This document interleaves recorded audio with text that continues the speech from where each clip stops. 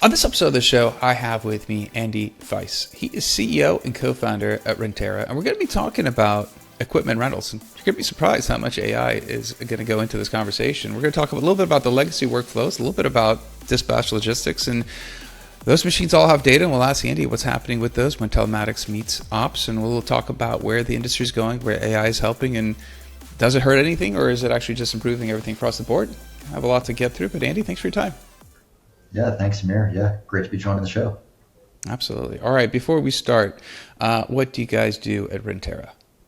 Yeah, so we think of ourselves as the all-in-one platform for the equipment rental industry. And so whenever I explain Rentera, I like to give a good 20, 30 seconds on what is this industry, because not everyone rightfully has spent time in the space. So the simplest way to explain it is, if you see any construction project, this could be, a high rise in a big city or a tree house in your backyard, you're likely to see some kind of equipment. This could be as, cranes and large excavators down to little scissor lifts and, diggers for a small trench.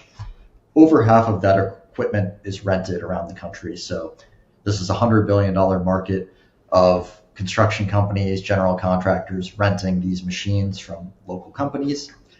These local rental companies are one of the lifebloods of the construction industry and are largely local players, one location in small towns, doing basically their entire logistical operation and back-end operation on pen and paper. That's where Rentera comes in. We want to be the one-stop shop for those rental companies. So everything from scheduling to inventory management to dispatch, logistics, maintenance, payments, accounting, billing, e-commerce. If you're familiar with Toast, think of Toast, but for the equipment rental industry. Absolutely. I guess a great intro to the episode. And I guess we're going to talk, maybe we'll start off at the top. So maybe not everyone is familiar with the industry, and I think the overview helped. When we're looking at industries where, as you said, pen and paper, these are, high. These are very high-end piece of equipment. They're very expensive, but obviously pen and paper. When we look at those two dynamics and we look at how much legacy exists within lots of what you just probably described, what are the pain points that people have gotten used to? What is it that people are just now so used to their workflow, their legacy workflow, that they wouldn't know otherwise is probably not efficient? You would be absolutely astounded that pretty much every single part of the workflow today is 10 times more manual than you would expect. So, this starts from, is an piece of equipment available for rent? This largely gets done by the person who's in the store walking outside and looking to see if that equipment is available. When it comes to pricing, this is looking up off of a binder on a rate sheet of what the thing costs for rent that maybe is never updated. When it comes to maintenance, if you're lucky, you have a spreadsheet keeping track of what work has been done on the machine. And so because there hasn't been the investment in technology in space, processes have been built and formed and are bespoke to each rental company to try to solve these problems, but definitely are not hyper optimized for the tech that's available in today's society. Absolutely. When you're looking at these legacy companies and you're looking at it from the eye of, hey, we have opportunity to modernize, I think change management's got to be one of the hardest things, because you have people that have just been doing something, it sounds like, for decades. They're very comfortable. They know how to do it. You do get that probably pushback of, that change management piece. But when you do approach people and you ask them about their process and you talk about automation, is there pushback because they're so comfortable, or is there excitement because they know their world is uncomfortable and they'd rather try to make it more efficient? What's the perspective? Yeah, it's a great question. I mean, there's certainly a chunk of early adopters, maybe more tech forward owner operators who certainly, are of the belief, like, this is crazy. There's obviously a better way. These are folks that are using other tech tools in other parts of their life and might say, why is my business so antiquated? For those folks, there's generally just excitement, right? They see the platform. this is checking a lot of the mental boxes in their brain of what things should look like. And then I think for a lot of other folks, yeah, to your point, they've been running a family business for 20, 30, 40 years with the same protocols. That's what their team has come to know and understand. And for those folks, they may see the value, but we also have to convince them of what is that pain of change, and is the value on the other side greater than that pain of change, and that it's worth it. And so, definitely something we go through a lot, and something we have to, as a software business, think a lot about. How do we make that transition as easy as possible, so that even if people are excited, they know that it's going to be a seamless transition. Absolutely. When you're looking at the industry, obviously the opportunity that exists in front of you, I mean, you know, maybe I'm wrong, you correct me, but you don't look like someone who's probably, deep in the trenches of, dealing with this industry. I'm curious, how did you stumble into it? Because it sounds like it's a fascinating industry that's, a lot of legacy, lots of, we'll get into the data side, but lots of opportunity to modernize. Like, how did you identify heavy equipment rentals as the spot? Yeah, great. Another great question. So I spent the 5 years before founding Rentera at one of the largest management consultancies in the world, Bain& Company, basically spending my entire time in the broader industrial sector. So what Bain does is, they take folks who are young in their career and send them out to basically advise Fortune 500 companies on how to improve their businesses. So I spent time with mining companies, manufacturing companies, construction companies, logistics companies. And what I would say is the common thread across all of those projects is, especially in the more industrials, blue collar focused areas, there are very intricate workflows that have really been the forgotten children of the broader tech revolution. And it seems like, whether it was cloud and mobile, now as we think about AI, the industrial sector, which is an enormous part of the economy, seems to be one of the last places to get hit. And so, throughout my time at Bain, I saw tons of different opportunities, and then ultimately spent about a year in the equipment rental space, and just saw how crazy, from both the GCs and construction company side and the rental company side, there's so much process that's manual that could be automated, streamlined, made clearer. And so, long-winded way of saying, lots of opportunity across the broader industrial sector. And then my year in the equipment rental space specifically was illuminating. Absolutely. I like that. I guess when you look at the current industry, I mean, everything is happening, obviously, maybe in a more labor intensive, maybe inefficient ways, but they're measuring what goes out. Well, they're capturing what goes out, what comes in, the pricing. I don't know if they're measuring some metrics that otherwise they could be, but from what they are doing, obviously the whole industry works. What is it that, I guess, what is the low hanging fruit? Because it sounds like if it's a lot of paper pencil, the low hanging fruit also might be the hardest as well, because you got to convince somebody to modernize, and you did give us the scenarios of it. But when you're looking at that aspect of it, and you're looking at how do you gain entry, because you can't give them the data without capturing the data. It seems like a little bit of a cart and the horse type of scenario almost. Yeah, I mean, I think fortunately, the first order layer value is what I would consider operational efficiency. So, it's taking that first interaction of, okay, is this thing available? Is this skid steer available? And I need to spend a minute every time walking out to a yard to scan the equipment and see if it's available, and understand, hey, my system just tells me that it's available or not. To when I'm doing a delivery or inspection, printing out 10 sheets of paper, making every part of the process simpler, easier, more efficient. That allows you to take on more business, just give you the time and space to even think about these next order questions. I think from a software perspective too, that's also a great wedge for us to start collecting the data, and I think get to the next order question, which is, am I making the right decisions both on what my fleet mix looks like, right? Do I have too many machines? Do I have too few machines? Do I have the right mix of machines? All the way through, am I pricing these optimally to have my utilization at the optimal level from a profit maximizing standpoint? So, fortunately, there is that operational layer that is so antiquated and cumbersome today that, you know, our initial focus has been on solving that problem. But I think that's allowed us to get enough data, and we'll talk about AI, but how we'll be able to combine AI and the data to ultimately make the next layer of profit maximizing decisions for rental company owners. Absolutely. That's interesting.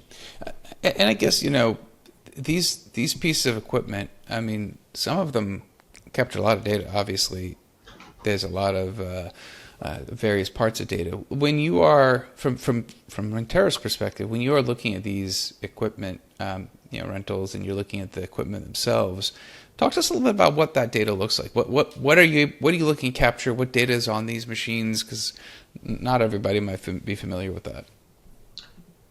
Yeah, another good question. So, I think the data feeds really is coming in from two sources. So, uh, one would be more the business context of the machine. So this might be, what has the rental company, what are the rental rates on that asset?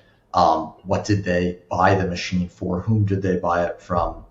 And then there's the actual, I would call it more telematics data on the machine itself. So most of your listeners probably have a car.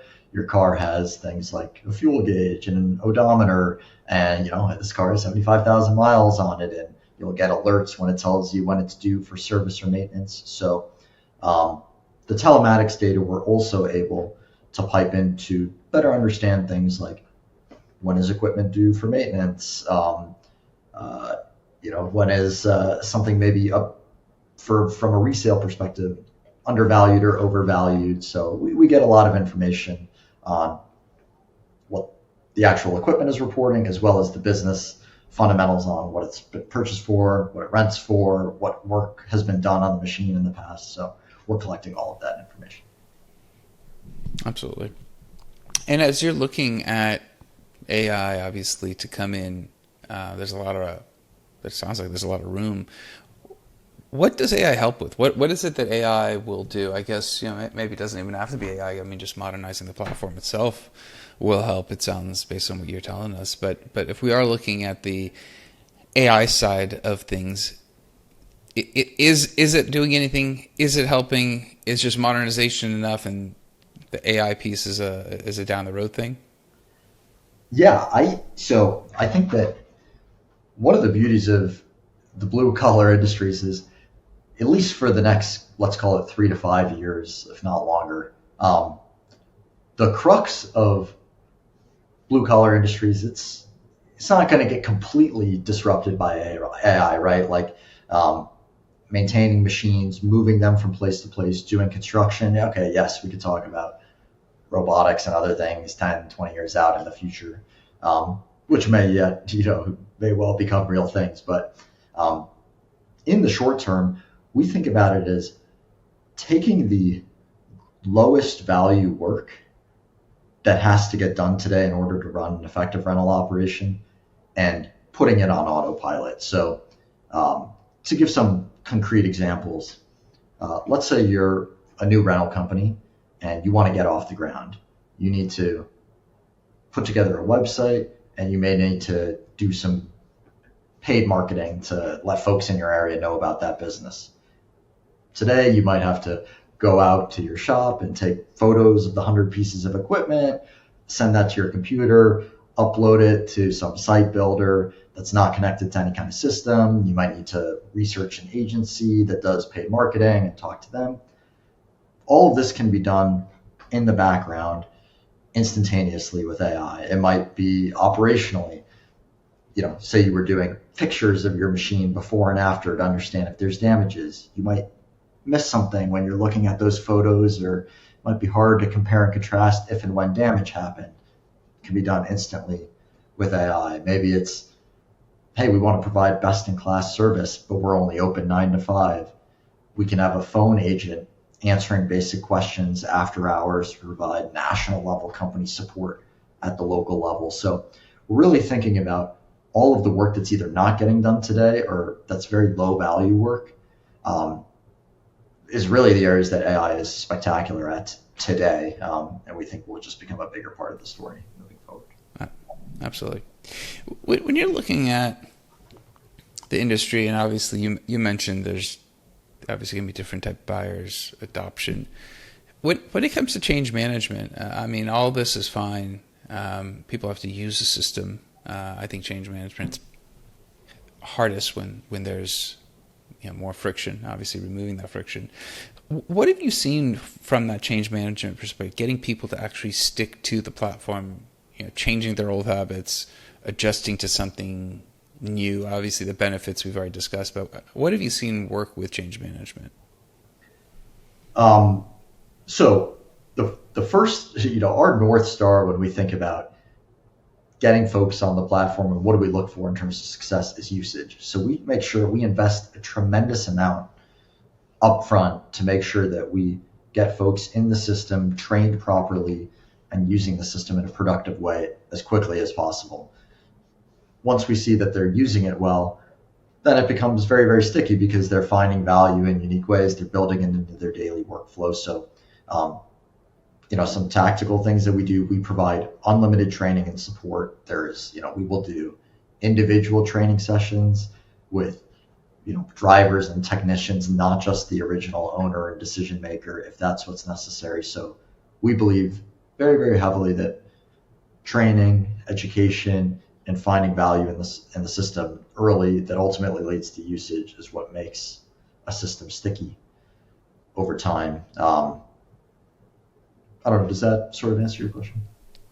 Yeah, it does because I think what's when you were talking about these legacy industries, sometimes I think disrupting them makes sense.